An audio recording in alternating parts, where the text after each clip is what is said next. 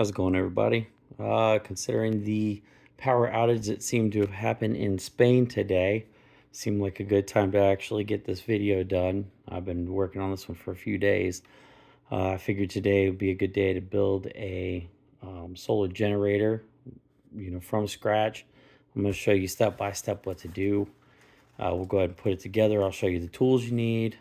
We'll go over a couple of the basics for it. Just help everybody get the power supply they need for any event that could come up. So we'll go over a few things. We'll look at some of the tools you might need. A lot of the things that I'm going to do, I built myself. However, you can actually go to the store and buy a lot of like the cables pre-assembled.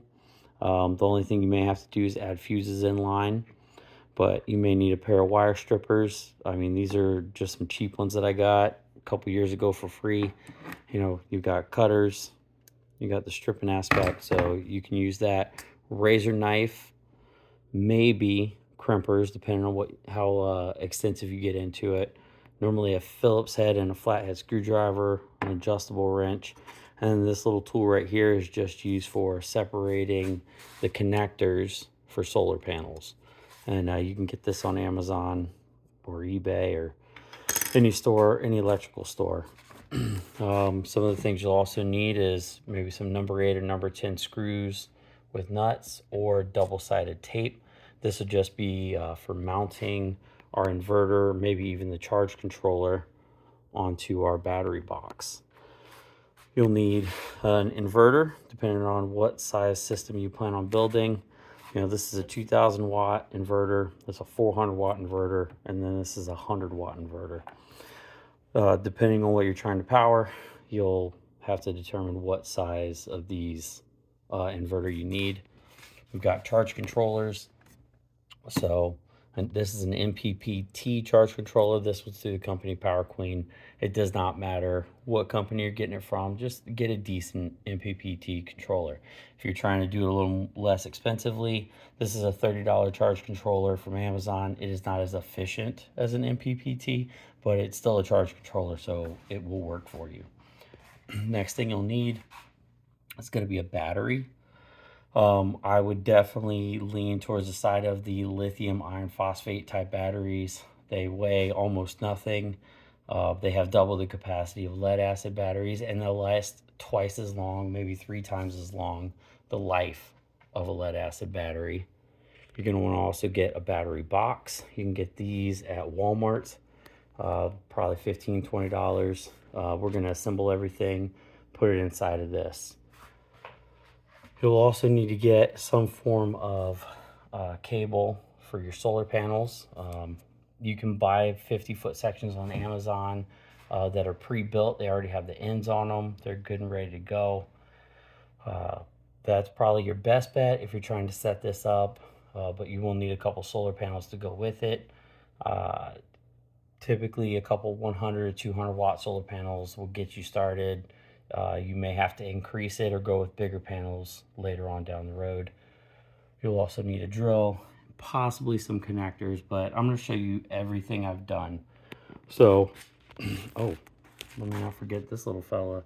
You're going to need a 12-volt light bulb, and I'll show you what we're going to do with that here in a little bit as well. But that's pretty much everything you're going to need. Like I said, with the inverters, you're going to need to determine what you plan on powering. The size of the system that I'm putting together for you right now, we're going to be using this 400 watt inverter. That'll do really great for running lights, charging laptops, and you can run smaller appliances on it. You're not going to be able to run like a toaster or a coffee maker, anything off of this size. You'd need to go up to something more like a 2000 watt or at least 1500 watt.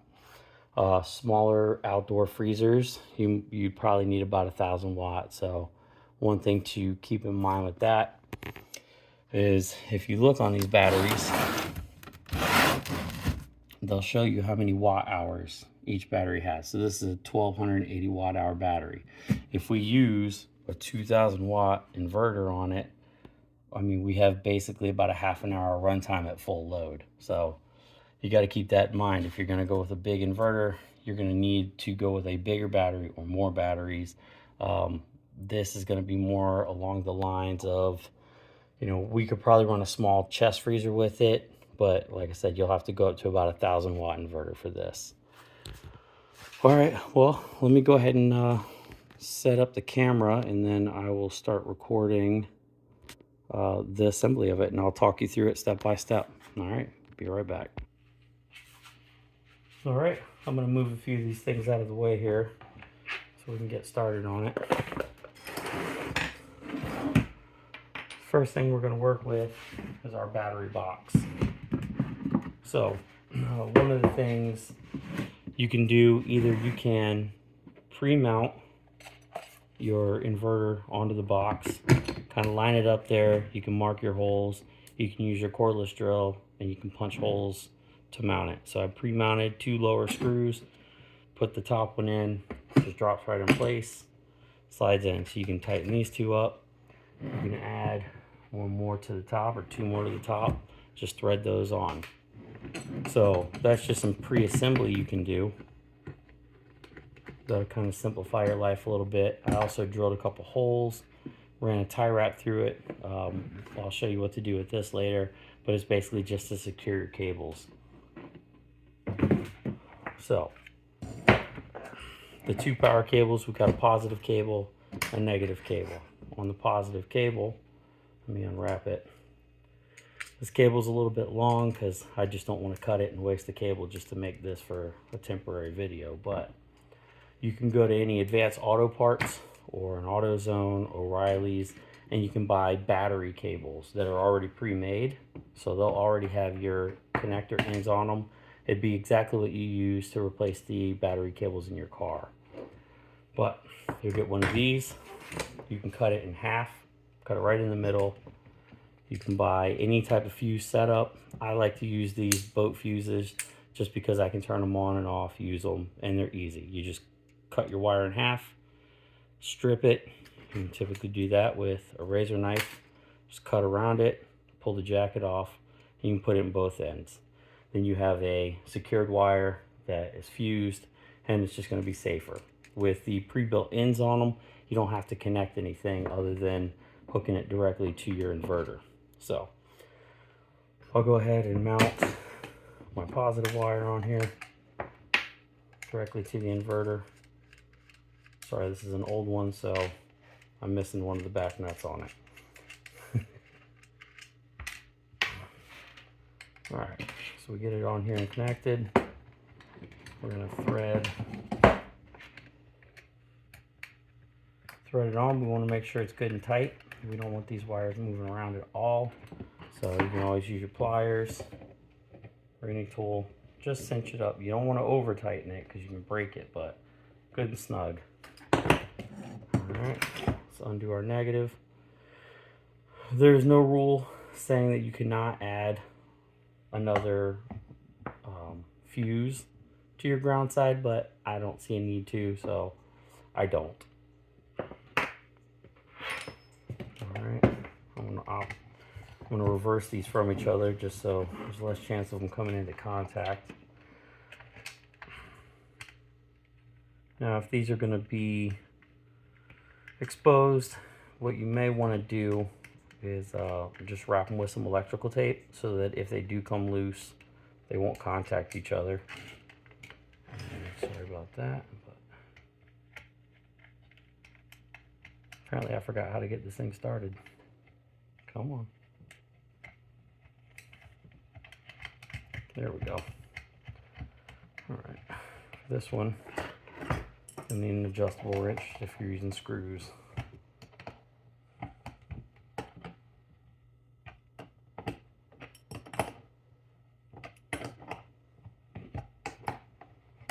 Same thing, we're just going for good and snug.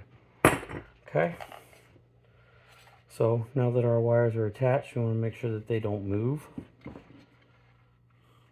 Make sure everything on this looks to be in good shape. Bring our battery box over, and again we're just going to slide the tabs directly over the 2 lower bolts. They're already on there started. Get our next one. Get that started on top. Now we're completely secured. Let's say you don't want to go through all the trouble of drilling the holes and doing that. You can get a roll of double-sided tape. Again, you can just buy this at Walmart. They may even have it at AutoZone. Get a decent one, like a 3M brand, something that's going to be strong. But you can just put it on the back of these tabs and it'll stick on there. That'll just simplify your life a little bit, and then you're not hunting hardware that fits and nuts that fit. Okay, the next thing we're going to do, we're going to go ahead and take our battery and we'll go ahead and put it inside our box here. Which, by the way, these batteries are not heavy, so the entirety of this whole system is going to be pretty light in comparison to using something that has a lead acid battery in it. All right, so the things that are going to go inside, I'm going to go ahead and just put this inside the box for now, the solar charge controller. But if you wanted, you could also mount this on the outside of the box as well. Again, screws or double-sided tape, and just figure out different configurations for it. So a couple things about the solar charge controller. You can get some pre-built MC4 connectors, on Amazon. You may get like a pair that's double-sided. You can just cut one end off and use it for here. But that'll go into the first block of your charge controller, which if you look at it, I don't know if I can get this close enough for you to really see it, but it's got a little square that kind of looks like a solar panel on there. So your solar panel connectors will go into that. Positive, you're going to use your red wire. Negative, you're going to use your black wire. So plus sign on top, red wire, negative, black. Then you'll do your other wires. This is going to go to the battery. So again, it's got a little battery controller on top. So positive red, negative black, and then you'll just need some ring terminals on it, and then you'll hook those onto your red to positive, black to negative, along with your battery cables. So we'll go ahead and do that now too. So set this down inside. This is going to hang out because we're going to need to hook those up anytime we want to hook our panel up. But take our posts off the top.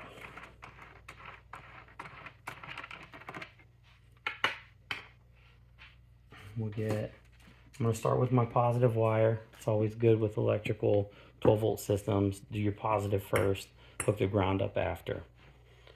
But we're going to feed our bolt through the smaller wire on top, smaller ring terminal. Then we're going to feed it through second ring terminal, and then we can go ahead, get it threaded into the battery,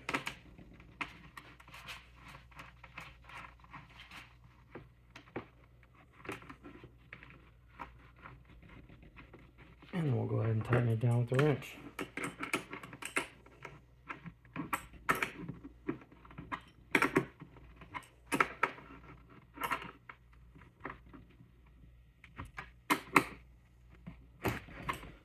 Important thing to note is you don't ever want the two ring terminals to be on top of each other. They should always be offset from each other because it can cause a bad contact inside of your connection point here. But as long as they're offset a little bit, the bolts tighten down. Again, it's just got to be snug in about a quarter turn. So we can go ahead and feed this. Again, sorry for the excess length on this, but it just seemed kind of silly to me to waste the wire and cut it. But for now, we're just going to fold it up. Get it down inside the box. Okay. We're going to need to make sure that the fuse, when it's done, is either mounted outside, or you can just mount it directly on top of the battery, again with some double-sided tape. Don't use screws, clearly. I mean, who knows? Somebody may not understand. All right, now we just got our negative wire to hook up still. So there is a Very important step we need to take right now before we hook our ground up to the battery. A lot of people, you hear them talk about, they hook their inverter up and they get a massive spark. There's two ways to avoid that. One, I did that one time, had the spark hit, and it actually destroyed my brand new inverter. So I did some research and figured out the right way to do it. A lot of the time you'll see guys talk about using a resistor. You can put a resistor in line and do it. The simplest way I found is you take, let's make sure I'm off, discharge, there we go. Okay, make sure your inverter power's off. Touch the bottom post of the light bulb to the battery. Touch the wire to the side. If it's a larger inverter, you'll actually see the light bulb light up real quick and then it goes real dim. The fact that this is just a really small inverter, it's got small capacitors, it's probably not going to arc anyway when I hook it up, but I just want to show you exactly how to do it. So once you contact these, it'll either come on or it won't. Now if you want to check if it actually charged it, if you watch here, as soon as I turn it on, listen to it. So red light popped up and it just did that little eew. That is the official sound. So turn it back off. Now you know that what you did worked. So we'll do it one more time since we just discharged everything, but we hook it up, touch it on there. You can hold it for 1, 2, 3 seconds, you know, just to give it a chance to fully charge the capacitors, but I wouldn't worry about it too much. So if it didn't light, most likely it charged them pretty quickly. So we get our second wire in here. We'll be a little nice with it, run it underneath, run it over. So we're going to do just like we did on the positive terminal. We're going to hook up the negative, do the small wire first, big wire second. The reason you want the big wire on that on the bottom is it's coming into more contact with this terminal. If you do it in reverse, you've got this tiny little contact surface that's going to create resistance through the wire. So you always want more contact surface as opposed to less. So run your wire, or run your bolt through the top, through the second wire, and we just go straight to our terminal. So at this point, we now have the inverter hooked up to the battery.